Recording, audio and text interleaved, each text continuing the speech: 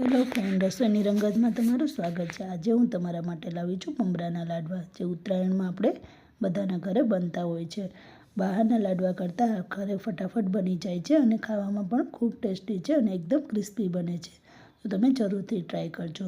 એના માટે આપણે 3 કપ મમરા લીધા છે। મમરાને ક્રિસ્પી થાય ત્યાં સુધી શેકી લેવાના છે।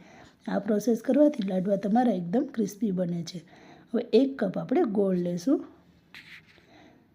ગોળને આપણે પીગાળવાનો છે, એટલે કે ગોળની પાઈ લેવાની છે અને મીડિયમ ગેસ ઉપર જ આપણે એની પાઈ લેશું। આ રીતના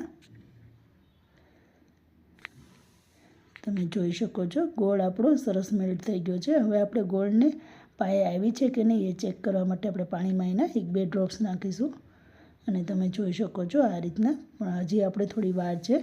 જો ગોળના આ રીતના તમે કટકા થઈ જાય તો તમારી પાઈ એકદમ પરફેક્ટ છે। હવે આપણે એમાં 1 ચપટી ખાવાનો સોડા નાખીશું, જેનાથી લાડવા એકદમ સરસ બનતા હોય છે।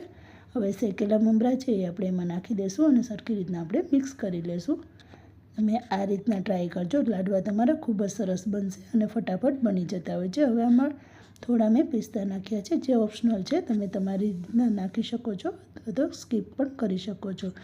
હવે આપણે પાણી લગાવી અને ફટાફટ નાના નાના લાડવા બનાવી લઈશું।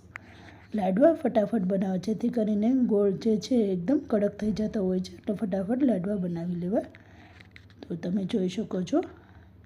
તો મારી રેસીપી જરૂરથી ટ્રાય કરજો। સારી લાગે તો લાઈક કરો, શેર કરો અને સબસ્ક્રાઈબ કરો। Bye bye friends.